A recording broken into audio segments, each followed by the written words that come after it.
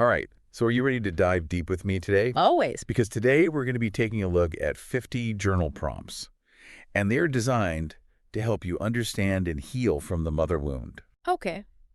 We're looking at these prompts from a blog called Lestallion, and when you hear mother wound, it can sound a little intense, right? Mm-hmm. But stick with us, because it's not about blame.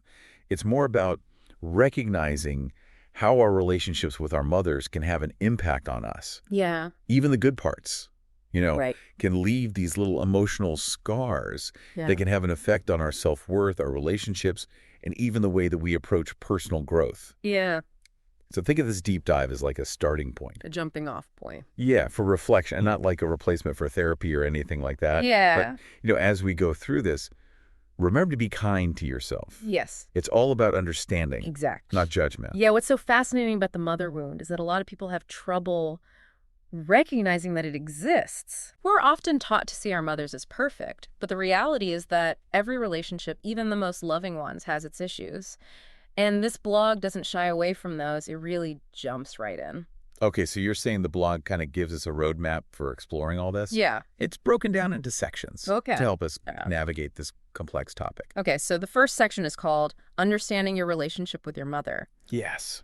And I was just reading through some of these, and I was struck by how they encourage us to really examine the dynamics, Yeah? the expectations that were maybe unspoken, Mhm. and the ways our mothers may have influenced us and our sense of self. It's true. And one prompt that really brings this home is reflect on how your relationship with your mother shaped your sense of self-worth. Oh, wow. It's such a powerful question because it gets us thinking about how those early interactions, both the good and the bad, may have shaped how we see ourselves today. It's so true. Like, do you ever feel like what she said or did still affects how you view yourself even as an adult? It's all about recognizing those patterns, you know? So it's like our early experiences become this lens that we see the world through, Yes. sometimes without even realizing it. Exactly. And there's another prompt that asks us to think about what our mothers expected of us, Right. if they were realistic expectations, Mm-hmm. and how they affected our sense of identity and independence. That's a really insightful one because it gets to the heart of how conditional love can really affect how we grow up.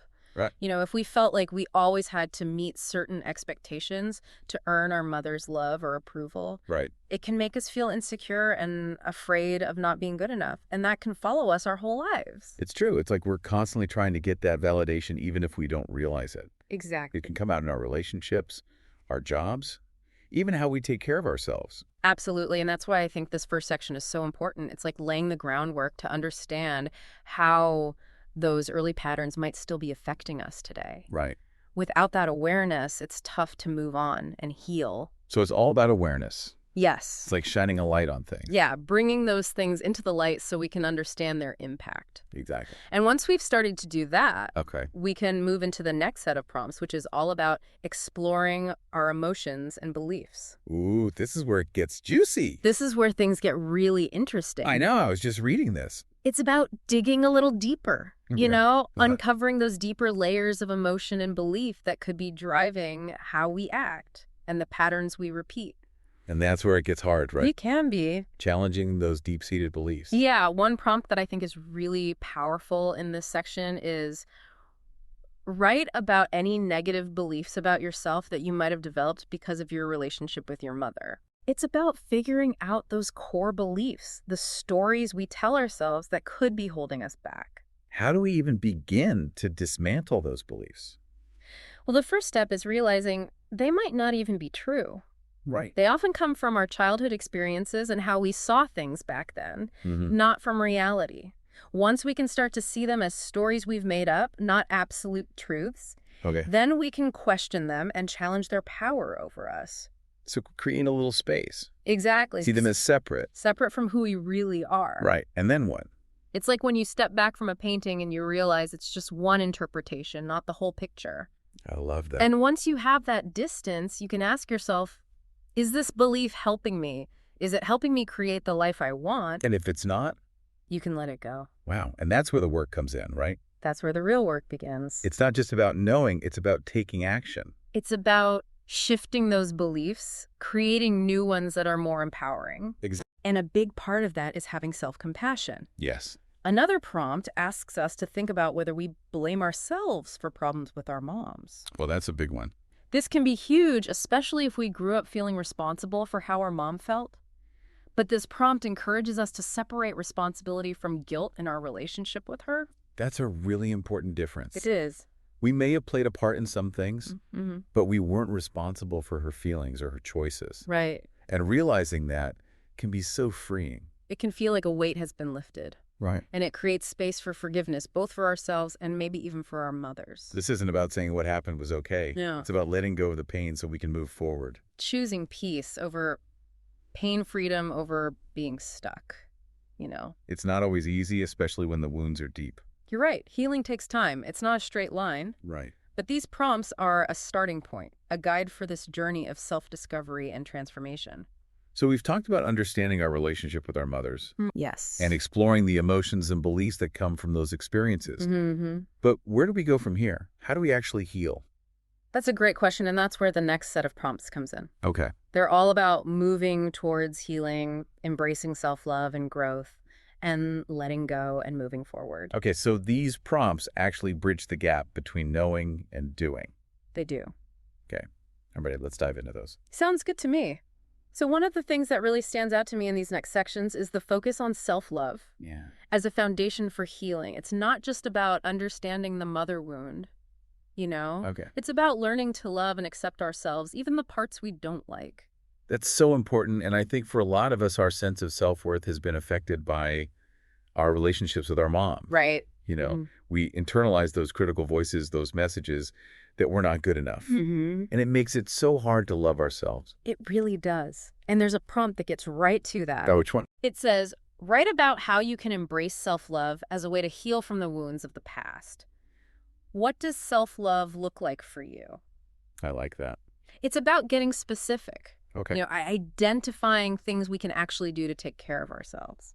Both physically and emotionally. Exactly. So it's not just about feeling good about ourselves. It's about taking care of ourselves. Yes, taking concrete steps, meeting our own needs. Making choices that honor our well-being. Exactly. And those choices will look different for everyone. Right. You know, for some people, it might be setting boundaries in relationships, Okay. or prioritizing time for themselves, Makes sense. or doing things that bring them joy. It's about finding what really nourishes us. It's like we're putting together our own self-care kit, you know? Exactly. Filled with things that help us feel loved and supported. And speaking of support, Yes. these prompts also encourage us to seek out healthy connections with friends, maybe a therapist or a support group. So we don't have to go through it alone. Right. Healing from the mother wound can be lonely, Mm-hmm. but it doesn't have to be. Connecting with people who understand can be so validating and empowering. It's like creating a safe space where we can be ourselves and share our experiences. Exactly. And, you know, another important aspect of healing is forgiveness. Forgiveness. I know it's a tough one, It can be. especially if we've been hurt by our mothers. Right. But forgiveness isn't about saying what happened was okay. Right. It's about letting go of the anger and resentment we hold on to. People get that confused all the time. They do. It's not about condoning what happened. It's about choosing to let go of the pain. To free ourselves. Exactly. It can be so liberating. It's like finally releasing that burden we've been carrying for so long. And it allows us to create space for new things, you know? Possibilities. New relationships, a whole new way of being. These prompts really help us understand how to do that.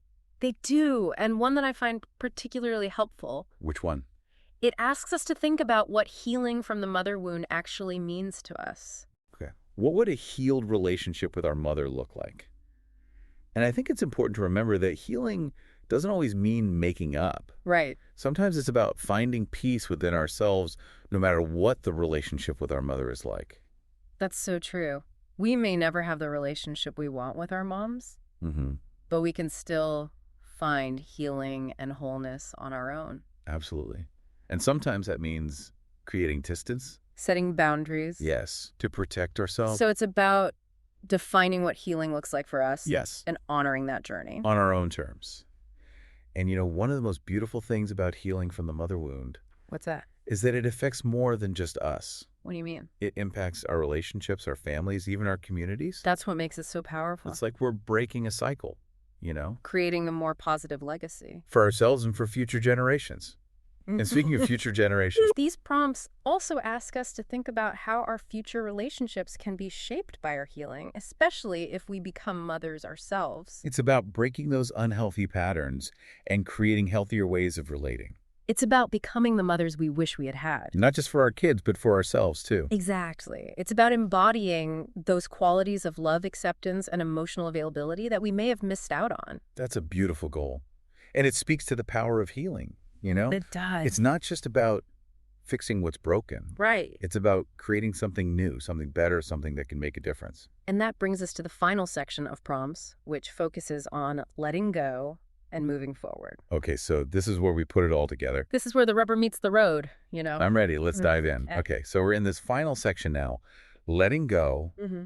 and moving forward, it really feels like the culmination of everything we've been talking about. I agree. This is where we take all those insights we've gained Yeah. and start making real changes. It's about taking action. So there's this prompt that really jumped out at me. It asks, what past wounds are you ready to leave behind for good? Oh, wow. That's powerful. It really struck me like we're finally ready to unpack all that baggage and choose what we want to carry with us.